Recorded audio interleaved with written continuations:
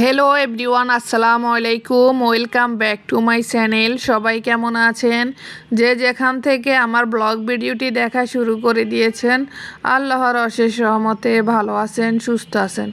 আলহামদুলিল্লাহ, আমরাও সপরিবারে ভালো আছি। মারিয়া লাইফস্টাইল অ্যান্ড কুকিং চ্যানেলে আপনাদের সবাইকে আরও একবার স্বাগতম। আজকে আমি নতুন একটি ব্লগ ভিডিও নিয়ে এসেছি আপনাদের মাঝে। আশা করি ব্লগটি আপনারা প্রথম থেকে শেষ পর্যন্ত দেখবেন। আমার ভিডিওর টাইটেল থাম্বনেল দেখে বুঝে গেছেন আজকে আমি আপনাদের মাঝে কি নিয়ে এসেছি। সবাইকে রমজানের শুভেচ্ছা জানিয়ে আমি আমার ভিডিওটি শুরু করে দিলাম। এটা গতকাল মানে রোজার আগের দিন, গতকাল সকাল থেকে আমি কাজ শুরু করে দিয়েছি। কারণ প্রতি রোজার মধ্যে আমি দইয়ের ব্যবসা করি গরমের সময়। তো এবার তো একটু ঠান্ডার মধ্যে রোজা শুরু হয়েছে, এর মধ্যে আমি দুধের অর্ডার দিলাম দই বসানোর জন্য। তো এখানে এ ভাইয়ের কাছ থেকে আমি গত 5 বছর ধরে দুধ নিই। ওনাকে ফোন করলে উনি আমার দুধ দিয়ে যায়। তো দুধগুলো প্রথমে ফ্রিজে রাখলাম, পরে ফ্রিজ থেকে নামিয়ে সিঙ্গে দিয়ে দিলাম একটু নর্মাল হওয়ার জন্য। সবসময় চেষ্টা করি নর্মাল দুধ দিয়ে দই বসানোর, তাহলে দুধে তাড়াতাড়ি বলক চলে আসে। আর এদিকে আমার পাতিল উপরে ছিল, তারপরে আয়রার বাবা পাতিলটা নামিয়ে দিয়েছে। আমার মা সুন্দর করে পাতিলটা ধুয়ে তারপরে যে দুধগুলো একে একে ঢেলে দিচ্ছে। এখন তো রোজার প্রথম, বেশি একটা দই চলবে না, এজন্য আর কি আমি প্রথমে 5 কেজি দুধ দিয়ে দই দিলাম। এটা হবে লাচ্ছির দই। আমি লাচ্ছির দই আলাদা বসাই আর ছোট কাপ দই আলাদা বসাই। তো আগে লাচ্ছিরগুলো দিচ্ছি, কারণ রমজানে তো একটু লাচ্ছিটা ভালো চলে।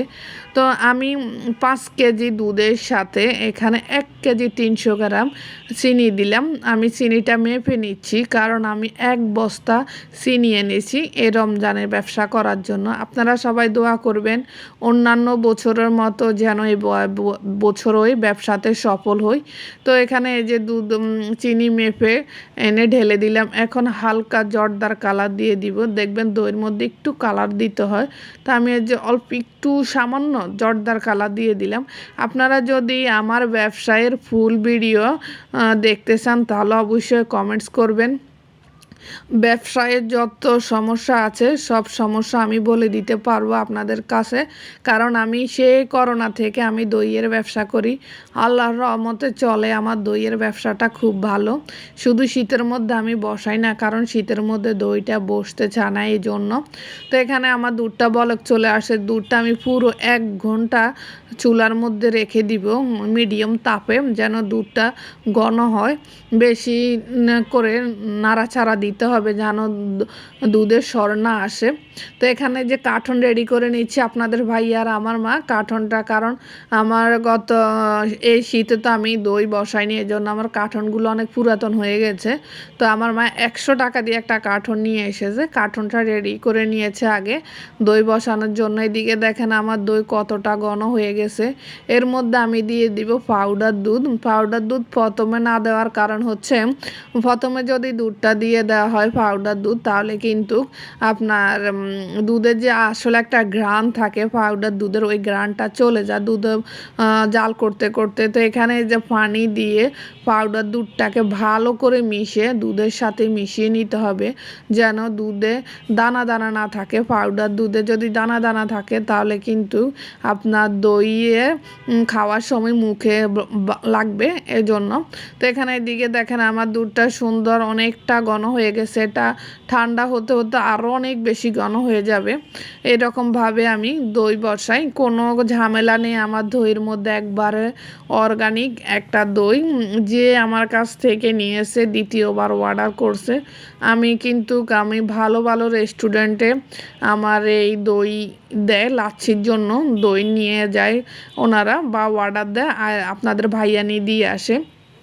তো ওনারা আগের থেকে অর্ডার দিচ্ছে ব্যবসা রমজানে দই দেওয়ার জন্য। আমি এতদিন বসাই না, ঘরে এলোমেলো ছিল ঘর, আর কাজ শেষ করছি পুরো। আজকে কিচেনটা দিয়ে আমার ঘরের কাজ শেষ। এখন আমি প্রতিদিন দই বসাবো, যতটা অর্ডার পরে আমি তাজা দই বসিয়ে দিই, আমি বাসি দই করি না, কারণ আজকে বসাই কালকে দিয়ে দিই এরকমভাবে। এই জন্য সবাই আমার দইটা খুব পছন্দ করে। আপনারা যদি দইয়ের কোনো কিছু জানতে চান তাহলে অবশ্যই কমেন্টস করবেন ভাইয়া আপুরা। আর যদি ব্যবসা করতে চান যারা, তাহলে আপনারা 1000 টাকা দিয়ে ব্যবসা শুরু করতে পারবেন। আল্লাহর রহমতে অনেক কিন্তু ভালো একটা ইনকাম আসে দইয়ের ব্যবসা থেকে। সবাই যে যার স্থান থেকে দইয়ের ব্যবসা করতে পারেন। তো এখানে যে আমার কাজ হয়ে গেছে, দই বসানোর দুধটা আমি প্যানের নিচে দিয়ে দিলাম, ঠান্ডা হলে আমার মার আপনাদের ভাইয়া বসাবে। এইদিকে আমার কিচেনের একটা, এই যে কিচেনটা একবারেও আমি এখনও, আমার এই বাসা আসছি প্রায় মনে হয় 1 মাস হয়ে গেছে, এখন আমার কিচেনটা আমি পরিষ্কার করিনি। মানে পরিষ্কার করছি হালকা, ওই রকম যে ডিপ ক্লিন যেটা, সেটা করিনি। তো এখন আমি এই জানালা, ফিল্টার, সিঙ্ক, তারপরে চুলা সব কিছু সুন্দর করে আগে পরিষ্কার করব। করে আমি একটা কিচেন মাস্টার এনেছি কিচেনের জন্য, কারণ আমার আগে যে কিচেন র্যাকটা ছিল ওটা একটু পুরাতন হয়ে গেছে, এজন্য বিক্রি করে ফেলছি। আমার কিচেন একবার আমি সব কিছু নতুন দিয়েছি এবার, ফিল্টার, সিঙ্ক, চুলা। এখন আবার কিচেন মাস্টারটা এনেছি অনলাইনে, খুব সুন্দর একটা কিচেন মাস্টার এনেছি অনলাইনে, আমার মায়ের খুব পছন্দের একটা। তো এখানে যে আপনাদের সাথে কথা বলতে বলতে আমার এই যে সব কিছু পরিষ্কার হয়ে গেছে, এখন শুধু আমি কিচেনটা গুছিয়ে নিব। আপনারা যদি আমার চ্যানেল নতুন হয়ে থাকেন প্লিজ চ্যানেলটি সাবস্ক্রাইব করে বেল বাটনটি অন করে দিবেন। আমার ভিডিওর কোনো অংশ যদি আপনাদের ভালো লেগে থাকে তাহলে একটি লাইক দিয়ে কমেন্টস করতে পারেন। আর আপনারা যারা অলরেডি এগুলো করে রেখেছেন আমার প্রিয় ভাইয়া আপুরা, আপনাদের সবাইকে অসংখ্য ধন্যবাদ। এই কিচেন মাস্টারটা এনেছি আমি, কেমন হয়েছে সবাই কমেন্টস করবেন। কিচেনের জন্য মানে নিজেদের এনে আমি সুন্দর করে কিচেন ক্লিন করে যে সব কিছু গুছিয়ে নিয়েছি, কারণ আমি রোজার বাজারটা আগে সব কিছু গুছিয়ে রেখে দিয়েছি, শুধু কিচেন মাস্টারটা আনার অপেক্ষায় ছিলাম। এখন কিচেন মাস্টারটা আনা শেষ, এখন আমার পুরা কিচেন রুম সুন্দর চকচকে পকপকে হয়ে গেছে। এদিকে আবার রাতে গরু মাংস আনা হয়েছে, এখানে 4 কেজি গরু মাংস আর 3টা মুরগি এনেছে। তো গরু মাংসগুলো আমি ভাগ করে করে রেখে দিচ্ছি।